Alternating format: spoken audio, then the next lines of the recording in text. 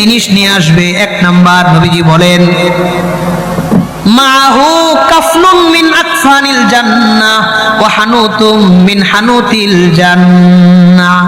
এক নাম্বার ইমানদার ব্যক্তির জন্য আল্লাহর পক্ষ থেকে একটা কাফনের কাপড় নিয়ে আসবে। খেয়াল করেন, জান্নাত থেকে একটা কাফনের কাপড় আনবে। এক নাম্বার কি আনবে? দুই নাম্বার নবীজি বলেন ওয়া হানুতুম মিন হানুতিল জান্নাহ, জান্নাত থেকে একটা আতরের কোটা আনবে। এক নাম্বার একটা কাফনের কাপড়, দুই নাম্বার একটা আতরের কোটা। এই দুইটা জিনিস নিয়ে ইমানদার ব্যক্তির কাছে এসে হাজির হয়ে যায়। তাহলে কয়টা জিনিস পাইলাম? দুইটা। একটা কাফনের কাপড় আনবে, একটা আতরের শিশি আনবে, দুইটা জিনিস আনবে। আল্লাহর নবী বলেন ফালা ইয়ামুরুনা বিহা হাত্তা ইয়াতিয়া বিহা ইলাস সামাইদ দুনিয়া। আত্মাটারে নিয়ে দুনিয়ার আসমান পর্যন্ত যায়। আল্লাহর কাছে আসমানের দরওয়াজা খুইলা দিতে বলা হয়। প্রথম আসমান, দ্বিতীয়, তৃতীয়, চতুর্থ, পঞ্চম, ষষ্ঠ, সপ্তম, হাত্তা ইয়ানতাহিয়া বিহা ইলাস সামাইস সাবিআ। আত্মাটারে নিয়ে যখন সাত আসমান পর্যন্ত চলে যায়, আরশের সামনে, আল্লাহ তাআলার আরশের সামনে যখন আত্মাটারে রাখা হয়, আরশের আশপাশের ফেরেশতাদেরকে বলা হয় মালাইকাতুল মুকাররবিন। ওই ফেরেশতাদের নাকে যখন এই জান্নাতের ঘ্রাণটুকুন যায়, তারা জিজ্ঞাসা করে বলে লিমান হাদিহির রূহুত তাইয়্যিবু, এই পবিত্র আত্মাটা কার? আমরা এই ব্যক্তির পরিচয় সম্পর্কে জানতে চাই।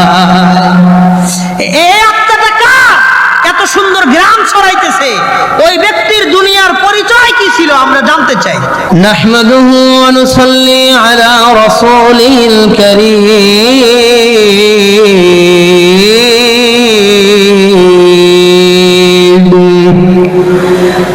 আম্মা বা'দু ফাআউযু বিল্লাহি মিনাশ শাইতানির রাজীম।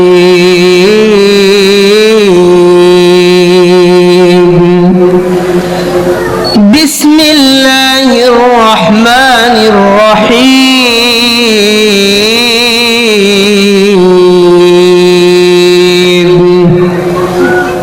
ইন্নামাল মুমিনুনা আল্লাযীনা ইযা যুকিরাল্লাহু ওয়াজিলাত কুলুবুহুম ওয়া ইযা তুলিয়াত আলাইহিম আয়াতুহু যাদাতুহুম ঈমানা ওয়া আলা রাব্বিহিম ইয়াতাওয়াক্কালুন।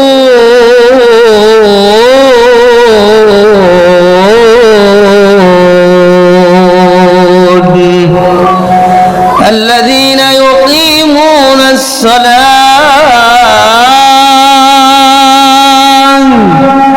ومما رزقناهم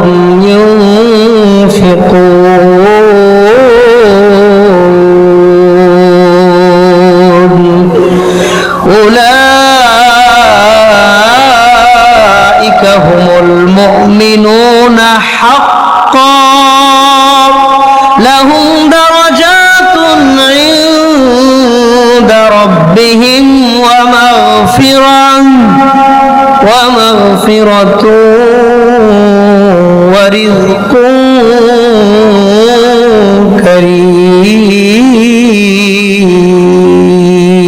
كريم. آمنت بالله صدق الله مولانا العظيم.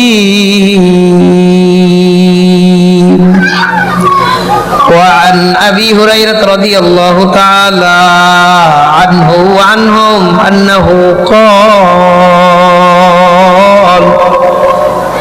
أخذ النبي صلى الله عليه وسلم بيدي فعد خمسا اتق المحارم تكن أعبد الناس وارض بما قسم الله لك تكن أغنى الناس وأحسن إلى جارك تكن مؤمنا وأحب للناس ما تحب لنفسك تكن مسلما ওয়ালা তুকসিরিজ যিহকা ফাইন্না কাসরাতাজ যিহকি তুমিতুল কলবা আও কামা ক্বালান নাবিয়্যু আলাইহিস সালাতু ওয়াস সালাম সুবহানাকা লা ইলমা লানা ইল্লা মা আল্লামতানা ইন্নাকা আনতাল আলিমুল হাকীম। আলহামদুলিল্লাহ সুম্মা আলহামদুলিল্লাহ। আজকের এই মোবারক মাহফিলে উপস্থিত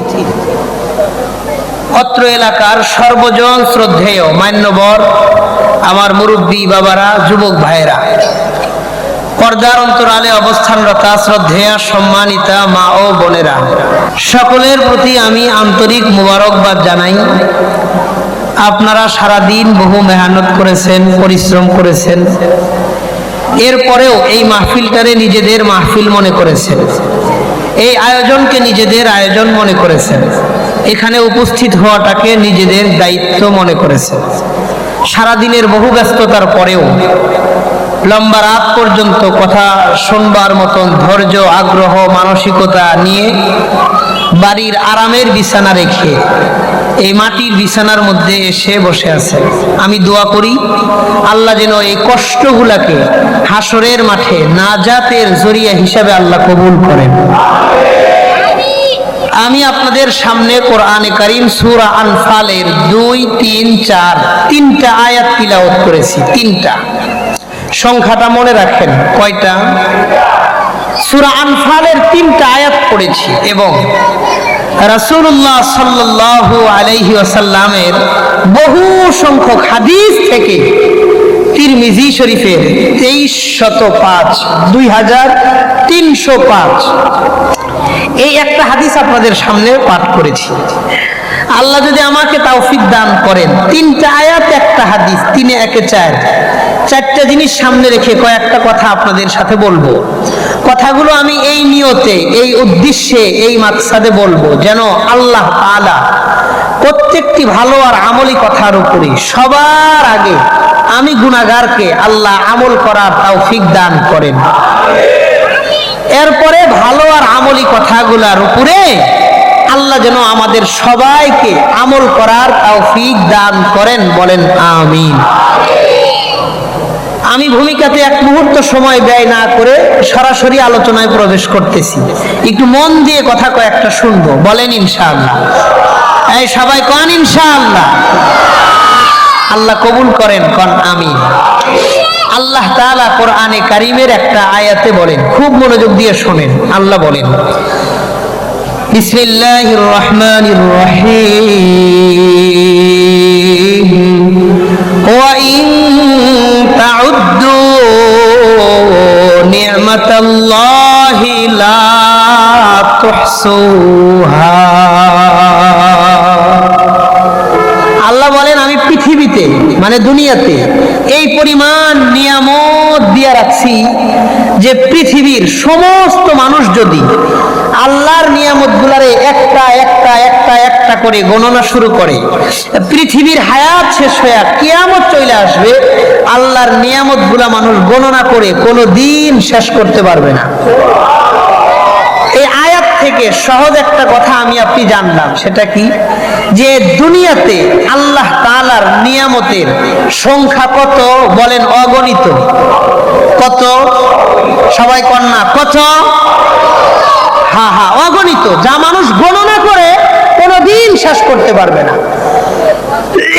অসংখ্য অগণিত নিয়ামত দুনিয়াতে আমাদের জন্য দিয়ে রাখছেন কে?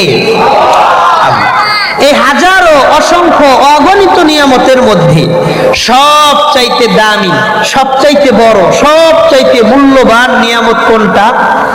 এই আয়াতের ব্যাখ্যায় রাইসুল মুফাসসিরিন আব্দুল্লাহ ইবনে আব্বাস রাদিয়াল্লাহু আনহুমা তিনি বলেন, তাফসীরে ইবনে কাসিরের মধ্যে আল্লামা ইমাদুদ্দিন ইবনে কাসির রাহিমাহুল্লাহ তিনি উল্লেখ করে বলেন, সবচাইতে দামি, বড়, মূল্যবান নিয়ামত কোনটি? তিনি বলেন, ওয়া ইন্না মিন আকবারি নিয়ামিল্লাহি সুবহানাহু ওয়া তাআলা ওয়া হুয়াল ঈমান। পৃথিবীর মধ্যে আল্লাহ মানুষকে যত নিয়ামত দিয়েছেন তার মধ্যে সবচাইতে দামি, বড়, মূল্যবান নিয়ামতটার নাম হলো ঈমান।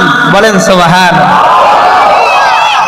আজকের এই মাহফিলে আমরা যারা আসছি, বসছি, আশেপাশে বাসায় দাঁড়ায়া বৈশা শুনতেছি, বলেন তো আমাদের সবাইকে ঈমানের মতন মহা দৌলত দিয়া দুনিয়াতে আমাকে আপনাকে পাঠাইছেন কে? একটা কথা সত্যি করে উত্তর দিবেন, একদম রিয়েলিটির সাথে উত্তর দিবেন। বলেন, আমি, আপনি, আমরা, আপনারা কোনদিন আল্লাহর কাছে ঈমান চাইছিলাম? ভালো করে এখন চাইছিলাম? একটা দরখাস্ত লিখছিলাম, মায়ের পেটে থাকা অবস্থায় একটা ফর্ম পূরণ করে দিয়ে আসছিলাম? হ্যাঁ, না। বাস্তবতা হলো কোনদিন আমি আপনি আল্লাহর কাছে ঈমান চাই নাই। শুধুই দয়া করে, মায়া করে, ভালোবেসে, মহাব্বত করে আমগর মতন অযোগ্য গুনাহগার মানুষদেরকে ঈমানের মতন দৌলত, নিয়ামত, হেদায়েত দিয়া একটা মুসলিম পরিবারে, মুসলমানের ঘরে আমারে আপনারে পাঠাইছেন কে? এটা আল্লাহর বিশাল বড় দয়া। কেন? কারণ হলো আমি আর আপনি যেই পরিমাণ গুনাহ করি, যেই পরিমাণ অন্যায় করি, আল্লাহর যে সমস্ত আদেশ আমরা অমান্য করি, আমাদের আমলের দ্বারা, আমি আবারও বলতেছি, আমাদের আমলের দ্বারা আমরা ঈমান পাওয়ার উপযুক্ত ব্যক্তি কেউ না। কথা বলেন, একজন, এনি সিঙ্গেল পারসন, একজন মানুষ দাঁড়ায় বলতে পারবে না যে হুজুর আমি আমার আমল দিয়ে ঈমান পাইছি। নো, এটা কেউ বলতে পারবে না। শুধুই দয়া করে, মায়া করে, ভালোবেসে, মোহাব্বত করে আমাদেরকে ঈমান দিয়েছেন কে? আল্লাহ। এখন কথা হলো, আল্লাহ আমাদেরকে ঈমান দিয়েছেন, আমরাও পাইছি। এই ঈমানটা নিয়ে কবর পর্যন্ত যাওয়ার দরকার আছে না নাই? আল্লাহ ঈমান দিয়েছে, আমিও পাইছি। এখন যদি এই ঈমান নিয়ে আমি কবরে যাইতে না পারি, হাসরের মাঠে মুমিনের কাতারে নিজের যদি দাঁড় করাইতাম না পারি, সম্পূর্ণ দোষ, সম্পূর্ণ দায়ভার আমাদের। এখানে আল্লাহর কিচ্ছু করার নাই। আল্লাহর দায়িত্ব ছিল ঈমান দেওয়ানের, আল্লাহ দিয়েছেন, আমিও পাইছি। এখন আমি নিয়ে যাইতে পারি নাই, দোষটা আমার। এখানে আল্লাহর কিচ্ছু করার নাই। কথা কন ঠিক কিনা? এটা আমার দোষ হবে। এই জন্য আপনাদের এই সুনিবিড় এলাকার মধ্যে বিভিন্ন শ্রেণী পেশার মানুষ আছেন, আমি জানি। বিগত 2 বছর এর অধিক সময় হলো আমি আপনাদের মসজিদে জুমা পড়াই। এই এলাকার প্রত্যেকটা মানুষ বিভিন্ন শ্রেণী পেশার সাথে তাদের বিলং, তাদের অবস্থান। এলাকার মধ্যে অটো চালক, অটো রিক্সা চালায়, ভ্যান চালায়, সিএনজি চালায়, রিক্সা চালায়, দিনমজুর, চাকরিজীবী, ব্যবসায়ী, প্রবাসী, তারপরে রং মিস্ত্রি, কাঠ মিস্ত্রি, রাজমিস্ত্রি, টাইলস মিস্ত্রি, ড্রাইভার, হেল্পার, বাড়িওয়ালা, ভাড়াটিয়া, নানান শ্রেণী পেশার মানুষ এই মহল্লাটার মধ্যে আছে না নাই? দেখেন, আমাদের প্রত্যেকের কাজ, কর্ম, ব্যস্ততা, পেশা আলাদা আলাদা। আমি যেটা করি আপনারা সেটা করেন না, আবার আপনারা যেটা পারেন আমি সেটা পারি না। এক একজনের কাজ, কর্ম, ব্যস্ততা, পেশা আলাদা আলাদা হইলেও আমরা সকলের পরিচয় একটাই, আমরা সবাই মুসলমান। যেই লোক বিএনপি করে, জামাত করে, জমিয়ত করে, হেফাজত করে, খেলাফত করে, তাবলিগ করে, ঐক্যজোট করে, চরমনাই করে, যার যেই দল মনে চায় করুক, কিন্তু দিন শেষে সকলের পরিচয় একটাই, তুমিও মুসলমান, আমিও মুসলমান। কথা ঠিক আছে নি? একজন মুসলমান হিসেবে আমগো জীবনে আমরা যদি 2টা জিনিস পাই, কয়টা জিনিস? এখান থেকে আমার মূল বক্তব্য শুরু, এর মন দিয়ে উত্তর দিয়ে। এজ এ মুসলিম, একজন মুসলমান হিসেবে আমাদের জীবনে যদি 2টা জিনিস পাই, কয়টা জিনিস? 1 নাম্বার, আমার জীবনটা সম্মানের জীবন হয়েছে। দুনিয়াতে যেই কয়দিন বাইতে আছি সম্মানের সাথে আছি। আমার রিজিকটা হালাল, জীবনটা সম্মানের। কোনোদিন কারো বুকের উপরে থাপ্পড় দিয়ে 10 টাকা চাঁদাবাজি করি নাই। হালাল রিজিক নিয়ে সম্মানের লগে আছে। 2 নাম্বার, মরণের সময় ঈমান নিয়া কবরে যাইতে পারছি। এই 2টা জিনিস যদি আমরা জীবনে পাই, এই জীবনে আর কিচ্ছু না পাইলেও অন্তত কোনো আফসোস নাই। কথা বলেন। আমি মূলত এই দুইটা পয়েন্টের উপরে কয়েকটা কথা বলবো। কেমনে দুনিয়ার জীবনটা ঈমানওয়ালা জীবন হবে, কেমনে মরণের সময় ঈমান নিয়ে কবরে যাইতে পারবো। একজন মুসলমান যদি মরণের সময় ঈমান নিয়ে কবরে যাইতে পারে, এর চাইতে বড় পুরস্কারের বিষয়, সৌভাগ্যের বিষয় তার জীবনে আর হইতে পারে না। এটাই তার জীবনের সবচেয়ে বড় সাকসেস এবং সফলতা। এই দুইটা পয়েন্ট আমগো জীবনে গুরুত্ব কম না বেশি? বেশি, আসলে অনেক বেশি। চলেন একটা হাদিস দিয়ে আমি আমার বয়ানে প্রবেশ করি। মুসনাদে আহমদ একটা হাদিসের কিতাব। মুসনাদে আহমদ বিশাল বড় কিতাব, 52 খণ্ড। 52 খণ্ডের মধ্যে 13 নম্বর খণ্ডে হাদিসটা আসছে। 17,570 নম্বর হাদিস। 17,570 নম্বর হাদিস। আমাদের কওমি মাদ্রাসায় একটা কিতাব আছে, মিশকাতুল মাসাবিহ, মিশকাত শরীফ, নাম শুনছেন নি? হ্যাঁ, মিশকাত শরীফের মধ্যে হুবহু হাদিসটা আসছে। 1630 নম্বর হাদিস, 1630, 1630। এই হাদিসের বর্ণনাকারী সাহাবীর নাম বারা বিন আযিব রাদিয়াল্লাহু আনহু। তিনি বলেন, হাদিসটা একটু বড়, তবে একটু মন দিয়ে শুনবো, বলেন ইনশাআল্লাহ। وعن البراء بن عازب رضي الله تعالى عنه وعنهم أنه قال خرجنا مع النبي صلى الله عليه وسلم في جنازة رجل من الأنصار.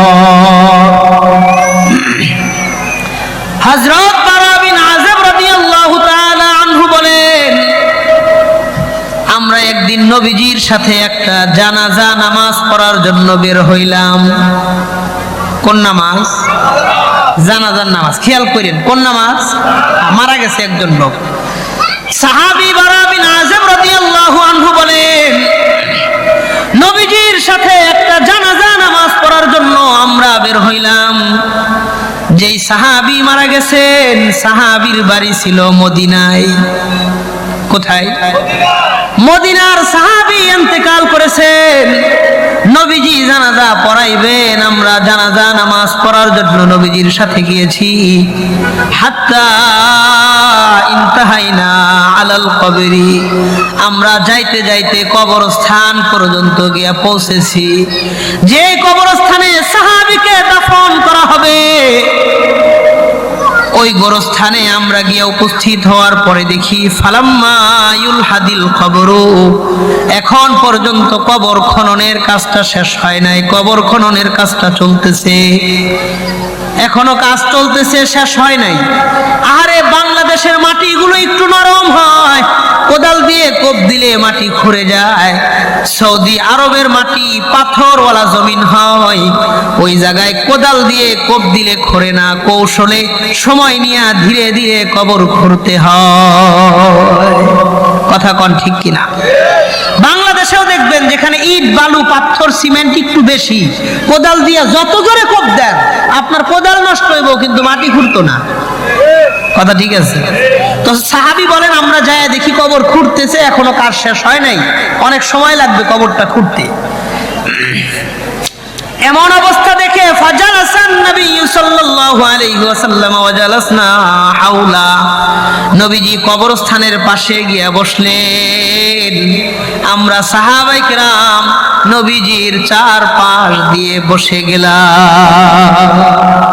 নবীজিও কবরস্থানের পাশে গিয়ে বসলেন, আমরা চারপাশ দিয়ে বসলাম। খেয়াল করেন, সাহাবী বলেন কান্না আলা রুসিনাত তাইর, কেমন যেন আমাদের মাথার উপরে পাখি বসা।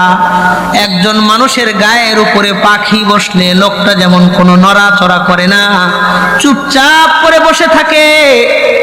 আমাদের একজন আনসারি ভাই মারা গেছেন, আমরা চুপচাপ বসে রইছি, কেউ কোনো কথা বলি না, সবার মন খারাপ, চুপচাপ মাথা নিচের দিকে দিয়ে বসে আছি। হঠাৎ করে ফারাসাহু, নবীজি মাথাটা উপরের দিকে উঠাইলেন, আমাদের দিকে তাকাইলেন। তাকানোর পর নবীজি বললেন, ইস্তাইযু বিল্লাহি মিন আযাবিল কবরি, হে আমার সাহাবায়ে কেরাম, তোমরা সবাই আল্লাহর কাছে কবরের আযাব থেকে বেশি বেশি পানা চাও। এই যে একটা কবর তোমাদের সামনে বলতেছে এই কবরের আযাব থেকে তোমরা আল্লাহর কাছে বেশি বেশি পানা চাও। সাহাবী বলেন ক্বালা লানা হাযা মাররাতাইনি আও সালাসা, নবীজি আমাদেরকে এই কথাটা বললেন 2 অথবা 3 বার। বলেন তো একটা কথাই যদি 2 বার কিংবা 3 বার বলা হয় ওই কথাটার গুরুত্বটা কম থাকে না বেশি থাকে? নবীজি 3 বার সাহাবায়ে কিরামদেরকে বললেন আল্লাহর কাছে কবরের আযাব থেকে তোমরা বেশি বেশি পানা চাও। এরপরে নবী বললেন শোনো আমি তোমাদেরকে 2টা কথা বলি, আমার কথা 2টা কি তোমরা মনোযোগের সাথে শুনবা? সাহাবায়ে কিরাম বললেন ক্বালু বালা ইয়া রাসূলুল্লাহ, নবীজি অবশ্যই অবশ্যই আপনার কথাগুলো আমরা মনোযোগ দিয়ে শুনবো বলেন। আল্লাহর হাবিব বললেন একজন ইমানদার মানুষ ভালো মানুষ দুনিয়া থেকে কেমনে মরে, তার মরণ কত সুন্দর হয়। একজন গুনাহগার বেনামাজি মানুষ দুনিয়া থেকে তার মরণ কতটা কষ্টের হয়। এই 2টা বিষয় আমি তোমাদের সামনে বর্ণনা করতে চাই। এরপরে নবী বললেন শোনো ওয়া ইন্নাল আবদাল মুমিনা ইযা কানা ফিল কিতাই মিনাদ দুনিয়া ওয়া ইকবালি মিনাল আখিরাহ, একজন ইমানদার মানুষ যেদিন দুনিয়া থেকে বিদায় নিয়ে আখিরাতের দিকে রওনা করবে, মারা যাবে, এটাই তার দুনিয়ার শেষ দিন। মরণটা কেমন হয় নবীজি বলেন নাজালাত ইলাইহি মিনাস সামাই মালাইকা, আসমান থেকে বিশাল বড় একটা ফেরেশতার জামাত এই ইমানদার ব্যক্তির বাড়িতে আল্লাহ তাআলা পাঠায়া দেয়। বিশাল বড় একটা জামাত এই লোকের বাড়িতে আল্লাহ বলেন যাও আমার ওই বান্দা আমার কাছে আজকে আসবে, সে যেন একা একা না আসে, তোমরা তাকে রিসিভ করে সম্মানের সাথে সংবর্ধনা দিয়ে আমার কাছে নিয়ে আসবা। সুবহানাল্লাহ। আল্লাহর হাবিব বলেন হাত্তা ইয়াজিসু মিনহু মাদ্দাল বাসার, এই লোকটা যত দূর পর্যন্ত দেখতে পারে তার চোখের দৃষ্টির সীমানা পর্যন্ত রাস্তার 2 পাশ দিয়ে আত্মাটারে স্বাগতম জানানোর জন্য ফেরেশতারা দাঁড়ায়া যায়। এই লোকটা যত দূর পর্যন্ত দেখে ওই চোখের দৃষ্টির সীমানা পর্যন্ত রাস্তার 2 পাশ দিয়ে ফেরেশতারা সারিবদ্ধভাবে লাইন আপ করে দাঁড়ায়া যায় আত্মাটারে স্বাগতম জানানোর জন্য।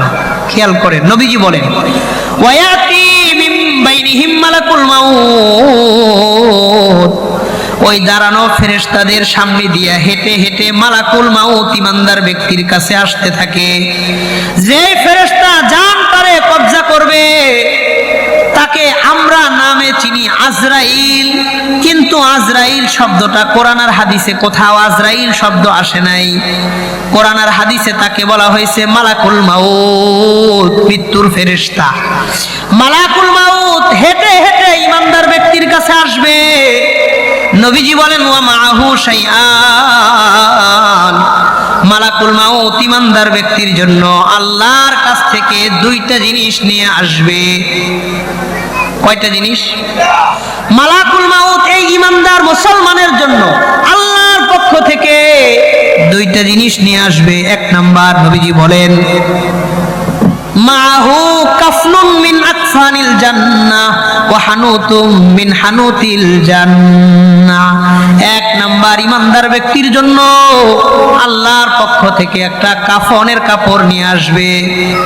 খেয়াল করেন জান্নাত থেকে একটা কাফনের কাপড় আনবে। 1 নাম্বার কি আনবে?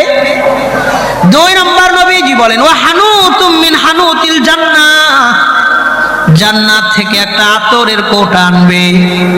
1 নাম্বার একটা কাফনের কাপড়, 2 নাম্বার একটা আতরের কোটা। এই 2টা জিনিস নিয়ে ইমানদার ব্যক্তির কাছে এসে হাজির হয়ে যায়। তাহলে কয়টা জিনিস পাইলাম? 2টা। একটা কাফনের কাপড় আনবে, একটা আতরের শিশি আনবে, 2টা জিনিস আনবে। এরপরে খেয়াল করে নবীজি বলেন হাত্তা ইয়াজলিসা ইনদা রাসিহি মিন জানিবিহিল মাইমান, মালাকুল মাউত এই দুইটা জিনিস নিয়ে ইমানদার ব্যক্তির মাথার ডান পাশে এসে বসবে, ডান পাশে বসবে। আমি ধারাবাহিকভাবে 4টা গুরুত্বপূর্ণ কথা বলবো, কথাগুলা মনে রাখবেন। 1 নাম্বার, লোকটা যদি নামাজি হয়, পরহেজগার মুত্তাকি ব্যক্তি হয়, মালাকুল মাউত তার মাথার ডান পাশে এসে বসে। লোকটা যদি বেনামাজি হয়, গুনাহগার হয়, মালাকুল মাউত তার মাথার বাম পাশে এসে বসে। বলেন লোকটা ভালো হইলে কোন পাশে বসে? আর লোকটা গুনাহগার বেনামাজি হইলে কোন পাশে বসে? বাম পাশে। ভালো হইলে ডান পাশে, খারাপ হইলে বাম পাশে। মালাকুল মাউত ডান পাশে বসে। এই লোকটা যেহেতু ইমানদার, এই জন্য মালাকুল মাউত তার মাথার ডান পাশে বৈশা এই লোকের আত্মাটারে সুন্দর করে একটা ডাক দিয়ে বলে, ইয়া আইয়াতুহান নাফসুত তাইয়্যিবা, হে পবিত্র আত্মা। ইমানদার ব্যক্তির আত্মাটারে পবিত্র আত্মা বলে ডাক দিয়ে দেয়।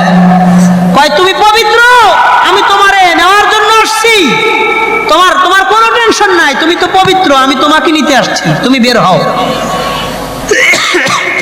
এই কথা বলে, 2টা কথা বলে ডাক দেয়, বলে উখরুজি ইলা রিজওয়ানি রাব্বিকা ওয়া মাগফিরাতিন আলাইক, তুমি ওই আল্লাহর দিকে বের হয়ে আসো যেই আল্লাহ তোমার উপরে সন্তুষ্ট, তোমার জীবনের সব গুনাহ খাতা আল্লাহ মাফ করে দিয়েছে।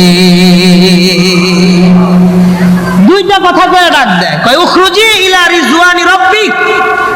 রিজওয়ান মানে রাজি, আল্লাহ তোমার উপরে রাজি, তুমি বের হয়ে আসো।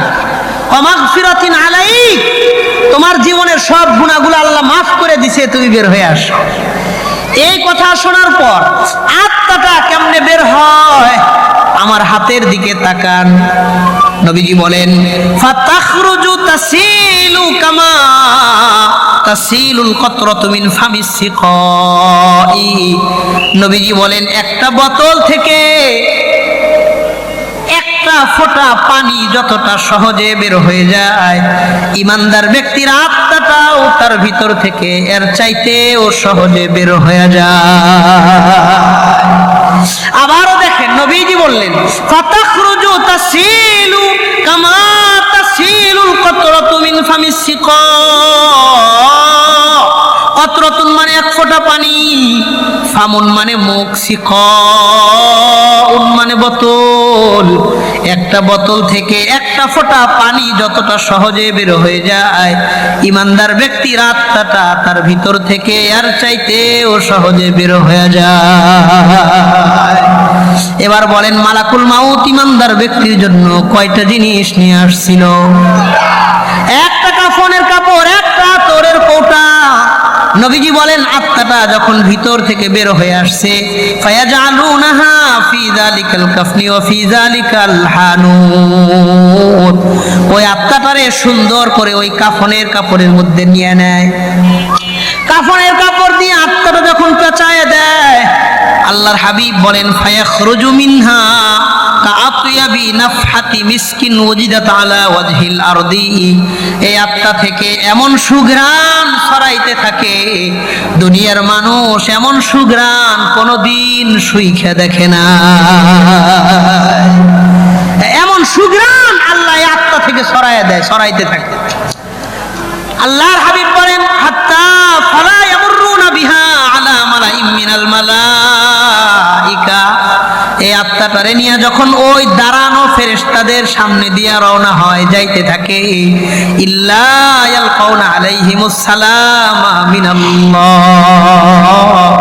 ওই সব ফেরেশতারা ইমানদার ব্যক্তির আত্মাটারে আল্লাহর পক্ষ থেকে সেলুট আর সালাম জানাইতে থাকে। দুনিয়াতে সেনাবাহিনীর বড় কোনো অফিসার এক জায়গা দিয়ে গেলে বাকি সেনা সদস্যদেরকে দেখবেন সেলুট, সালাম আর সম্মান জানায়। কিও জানায় না? এই ইমানদার ব্যক্তির আত্মাটারে নিয়ে যখন মালাকুল মাউত যাইতে থাকে, সব ফেরেশতারা আল্লাহর পক্ষ থেকে সেলুট, সালাম আর সম্মান জানাইতে থাকে। সুবহানাল্লাহ।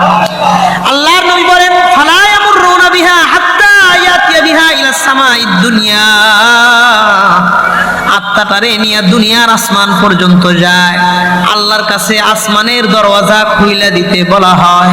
প্রথম আসমান, দ্বিতীয়, তৃতীয়, চতুর্থ, পঞ্চম, ষষ্ঠ, সপ্তম, হাত্তা ইয়ানতাহিয়া বিহা ইলা সামাইস সাবিআ, আত্মাটারে নিয়ে যখন 7 আসমান পর্যন্ত চলে যায়, আরশের সামনে, আল্লাহ তাআলার আরশের সামনে যখন আত্মাটারে রাখা হয়, আরশের আশপাশের ফেরেশতাদেরকে বলা হয় মালাইকাতুল মুকাররবিন।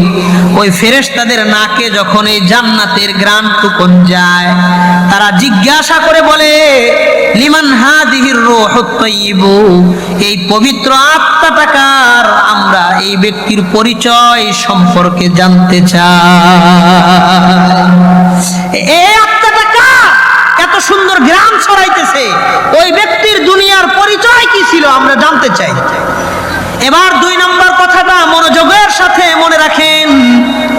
আমি আর আপনি যেদিন মারা যাব, ওই দিন আমার আপনার 2 কাঁধে 2 জন ফেরেশতা থাকে, কিরামান কাতিবিন।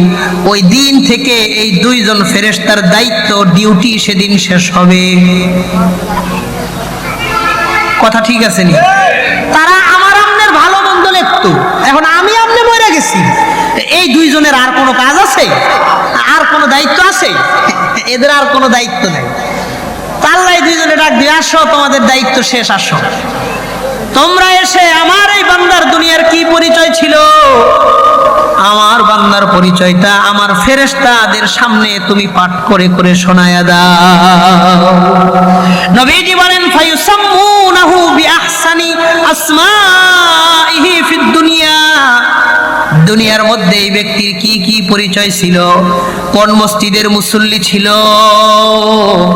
কোন মসজিদে গিয়া ফজরের নামাজটা আদায় করত, আরে কোন গরিব মানুষের বাড়িতে ঈদের দিন 2 কেজি গোশত পাঠাইতো, 200 টাকা 300 টাকা দিয়া গরিবের বাড়িতে একটা কম্বল কিনা দিয়েছে, কোন মসজিদের জন্য সহযোগিতা করেছে, কোন মাদ্রাসার জন্য জায়গা জমি দিয়েছে, কোন কবরস্থানের জন্য সামান্য জমি দিয়েছে, কোন ঈদগাহর জন্য সামান্য অবদান রেখেছে।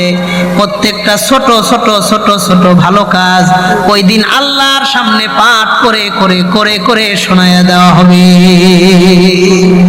প্রত্যেকটা ভালো কাজ আল্লাহর সামনে রাখা হবে। আল্লাহ আপনার এই বান্দার এই সব কাজ, আপনার এই বান্দার। আল্লাহ তাআলা সমস্ত ভালো কাজগুলো দেখার পর জিজ্ঞাসা করে বলবেন আকুল্লুহা লাহু, এই সবগুলা ভালো কাজ কি আমার এই বান্দা? ফায়ুকাররিরুনাল মালাইকা, ফেরেশতারা বলবেন হ্যাঁ আল্লাহ এই সবগুলা কাজ আপনার এই বান্দার। আল্লাহ বলবেন তাইলে আর দেরি করো না, ইজআলু কিতাব আবদি ফি ইল্লিয়িন, আমার এই বান্দার নামটা এই মুহূর্তে তোমরা জান্নাতি মানুষদের তালিকাভুক্ত করে নাও। এখানে 3 নম্বর কথা মনোযোগের সাথে মনে রাখেন। আল্লাহ তাআলার কাছে 2টা তালিকা থাকে, ঠিক আরশের ডান পাশে একটা তালিকা থাকে যেটারে বলা হয় ইল্লিয়িন তথা জান্নাতি মানুষদের তালিকা, আরশের বাম পাশে একটা তালিকা থাকে যেটারে বলা হয় সিজ্জিল আইওয়াদিম মিন জাহান্নাম, জাহান্নামীদের একটা তালিকা। আল্লাহ বলবেন আমার এই বান্দার নামটা জান্নাতি মানুষদের তালিকার মধ্যে সংযুক্ত করে নাও। ফেরেশতা আত্মাটারে লয়ে যাইব, নিয়ে যাওয়ার পরে জান্নাতি মানুষদের তালিকার মধ্যে যখন নাম ঠিকানা লিখবে, আল্লাহ জিজ্ঞাসা করবেন হাল খতামতা বিল কিতাবাতি, তোমার লেখা কি শেষ? ফেরেশতা বলবেন হ্যাঁ আল্লাহ লেখালেখির কাজ শেষ। আল্লাহ বলবেন ওয়া আইদু রূহাহু ইলা কবরিহি, তাইলে যাও আত্মাটারে আবার লয়া যাও, দেখো তার পরিবারের লোকজন কোনো না কোনো জায়গায় তারে কবরস্থ করেছে, কবর দিয়েছে, ওই কবরের মধ্যে আত্মাটাকে নিয়ে তোমরা দাফন করে চলে আসো। কবরের মধ্যে আত্মাটারে দিয়ে তুমি চলে আসো, একবার নিয়ে আসো, আবার আত্মাটারে নিয়ে কবরে দিয়ে আসো। ফেরেশতারা প্রশ্ন করে আল্লাহকে বলবেন আল্লাহ আসমানের মধ্যে তো জায়গার জমির অভাব নাই, আসমানে তো বহু জায়গা খালি আছে, আত্মাটারে আসমানের মধ্যেই রেখে দেন, আমরা জান্নাতের ঘ্রাণ নিতে চাই। আসমানে আত্মাটা রেখে দেন, এটা আবার জমিনে পাঠাইবেন কেন? রাখতে দেন, থাক। আল্লাহ বলবেন না, মানুষের কোন বনি আদমের আত্মাকে আসমানে রাখা যাবে না। ফেরেশতারা বলবেন কেন? আল্লাহ জবাব দিয়ে বলবেন, কারণ আমি বনি আদমের সাথে একটা ওয়াদা করেছি। ওয়াদা আমি কোরআনে কারিমের মধ্যে কথা দিয়েছি। আমি বলেছি, ফাইন্নী মিনহা খালাকতুহু ওয়া ফিহা উঈদুহু ওয়া মিনহা উখরিজুহু তারাতান উখরা। আমি মানুষকে ওয়াদা দিয়েছি, জমিন থেকেই তোমাদেরকে তৈরি করেছি, মরণের পরে এই মাটির মধ্যেই তোমাদেরকে ফিরিয়ে দিব। হাসরের মাঠে এই মাটি থেকে আমি আল্লাহ তোমাদেরকে উত্থাপন করব। আমি কথা দিয়েছি, মরণের পরে মাটিতে রাখবো, এটা আসমানে রাখা যাবে না। যাও যাও, আত্মাটারে নিয়ে কবরে রাইখা চলে আসো। মালাকুল মাউত একবার আত্মা লয়ে গেছে, আবার নিয়ে আইসা দেখবে তার পরিবার পরিজন যেই জায়গায় তারে কবর দিয়েছে, আরে গহীন কোন জঙ্গলওয়ালা গোরস্থান, বাঁশ ঝাড়ের নিচে ছোট্ট একটা জায়গা, যেখানে মানুষ দিনের বেলা একা একা যাইতে ভয় পায়, এমন একটা গোরস্থানে আমাকে আপনাকে তারা রাতের বেলা একা একা দাফন করে চলে আসবে। যে কবরস্থানে মানুষ দিনের বেলা একা যাইতেও ভয় পায়, গ্রামগঞ্জের অনাবাদ জঙ্গলওয়ালা পোকামাকড় সাপ বিচ্ছু আকরা, ওই জায়গায় আমার আপনার একা একা রাত্রে দাফন করে চলে আইব। কথা কন ঠিক কিনা? ওই কবরের জগতের জমিনের ওই ঠিকানারে আজ পর্যন্ত কেউ পরিবর্তন করতে পারে নাই, পাল্টাইতে পারে নাই।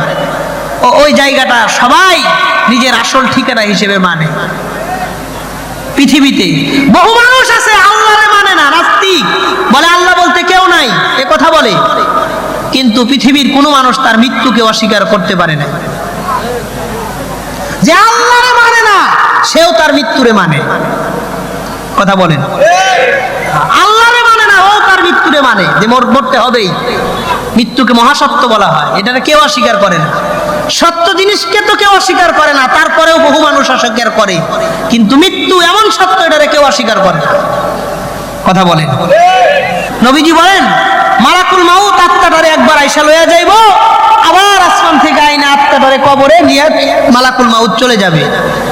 আত্মীয় স্বজন, পাড়া প্রতিবেশী, ভাই বেরাদার, ছেলে সন্তান, ভাই ভাতিজা, যারাই কবরে গেছিল দাফন করার জন্য, সবাই যখন বাড়ি থেকে বাড়ির দিকে চলে আসবে, ফিরে আসবে, নবী বলেন, ইয়াতিহি মালাকান আসওয়াদান আজরুকান। এই মুমিন ব্যক্তির কবরের মধ্যে নতুন করে দুইজন ফেরেশতা প্রবেশ করবে। দুইজন ফেরেশতা নতুন ভাবে আসবে। বলেন কয়জন? আল্লাহর নবী বলেন আসওয়াদান, তাদের চেহারা হবে ভয়ঙ্কর রকমের কালো। আজরুকন, তাদের চোখ দুটো হবে নীল বর্ণের। চেহারাটা ভয়ঙ্কর কালো। কেমন কালো? নবীজি বলেন, কাকরাহিমা আনতারা ইন রাজুলান মারআতান ফিল আলাম। দুনিয়াতে এমন ভয়ঙ্কর কালো মানুষ আপনি কাউরে দেখেন নাই। এমন ভয়ঙ্কর কালো, চোখ দুটো নীল বর্ণের দুইজন ফেরেশতা কবরে আসবে। ইকালু লি আহাদিহিমা আল মুনকার ওয়ালিল আখারি আন নাকির। একজন ফেরেশতারে বলা হবে মুনকার, আরেকজনরে বলা হবে নাকির। মুনকার নাকির নামে দুইজন ফেরেশতা কবরে আসবে। আসার পরে নবীজি বলেন, ফায়ুজলিসানিহি ফি কবরিহি, ওই ইমানদার ব্যক্তিরে সুন্দর করে তার কবরের মধ্যে বসাবে। এই এমনি বসাবে। বসানোর পর ফায়াকুলানি লাহু সালাসা, ইমানদার ব্যক্তিরে তার কবরের মধ্যে প্রশ্ন করবে তিনটা। কয়টা? সবাই বলেন কয়টা? এক নাম্বার ডাক দিয়ে বলবে, মান রব্বুকা, তোমার রবকে। ইমানদার জবান খুলে দিল থেকে আওয়াজ বের করে বলেন তো, আমার আপনার রবকে। দুই নাম্বার প্রশ্ন করবে, আমার দিনুকা, তোমার ধর্মের নাম কি? বলেন তো, আমার আপনার ধর্মের নাম কি? তিন নাম্বার প্রশ্ন করে বলবে, ওয়ামান হাদার রাজুলুল্লাযী বুইসা ফীকুম, এই যে একজন মানুষ দেখতেছো, এই লোক সম্পর্কে তোমার সিদ্ধান্ত কি, তোমার মন্তব্য কি? লোকটা জবাব দিয়ে বলবে, রব্বি আল্লাহ, আমার রব হলেন আল্লাহ, ওয়া দীনিয়াল ইসলাম, আমার ধর্ম ধর্মের নাম হলো ইসলাম। আর ওয়াহুয়া নাবিয়ুনা মুহাম্মাদুর রাসূলুল্লাহ সাল্লাল্লাহু আলাইহি ওয়াসাল্লাম, তিনি হলেন আমাদের নবী মুহাম্মাদুর রাসূলুল্লাহ।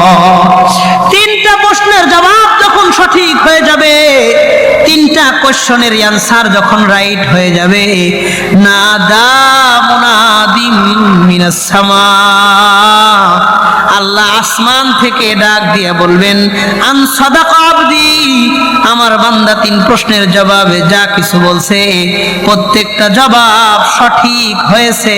বলেন সুবহানাল্লাহ। আমার বান্দা তিন প্রশ্নের জবাবে যা কইছে সব ঠিক বলছে, ভুল কিছু বলে নাই। শোনো, তোমরা আমার বান্দারে কবরের মধ্যে প্রশ্ন করেছো তিনটা, আমার বান্দা সঠিক অ্যানসার করেছে তিনটা। এই মুহূর্তে আমার বান্দার কবরে তোমরা তিনটা পুরস্কার দান করে দাও। এক নাম্বার আল্লাহ তাআলা বলবেন আন আফরিশুহু মিনাল জান্নাহ, যাও এই মুহূর্তে আমার বান্দার কবরের মধ্যে দেখো কোনো বিছানা নাই। কোন শীতের দিন, জানুয়ারি মাস মারা গেছে, দেখবেন ওই ঠান্ডা বরফের মতন ঠান্ডা মাটির উপরে কাফনের কাপড় দিয়া পেঁচায়া বিছানা ছাড়া মাটির উপরে শোয়া দিছে। আল্লাহ বলবেন যাও এই মুহূর্তে আমার বান্দার কবরে জান্নাতি বিছানা, দামি দামি বিছানা জান্নাত থেকে নিয়ে বিছায়া দাও। জান্নাত থেকে দামি বিছানায় নেওয়ার কবরে বিছাও। যত শীতের মধ্যে মারা যান, যত ভোরেই দাফন করুক, যত ভোরেই মারা যান, ওই ঠান্ডা বরফের মতন মাটির উপরে আত্মীয় স্বজন নিয়ে রাইখা চলে আসবে। কথা কোন ঠিক কি? তো তার কবরের মধ্যে আল্লাহ তিনটা পুরস্কার দিবেন। এক নাম্বার আন্না ফ্রিশুহু মিনাল জান্নাহ, যাও জান্নাত থেকে দামি বিছানা নিয়ে তার কবরে বিছায়া দাও। দুই নাম্বার আল্লাহ বলবেন ওয়া আন আলবিসুহু মিনাল জান্নাহ, জান্নাত থেকে দামি পোশাক নিয়ে আমার বান্দার গায়ে জান্নাতি পোশাক পরায়া দাও। তিন নাম্বার আল্লাহ তাআলা বলবেন ওয়াফতাহু লাহু বাবান ইলাল জান্নাহ, যাও তার কবর থেকে জান্নাত পর্যন্ত একটা গেট, একটা দরওয়াজার ব্যবস্থা তোমরা করে দাও, যেন কবরের মধ্যে বসে জান্নাতের নাজ নিয়ামতগুলো ভোগ করতে পারে। আমরা যে মোনাজাতের মধ্যে বলি আল্লাহ অমকের কবরটারে জান্নাতের বাগান বানায় দেন, অমকের কবরটারে জান্নাতের টুকরা বানায় দেন।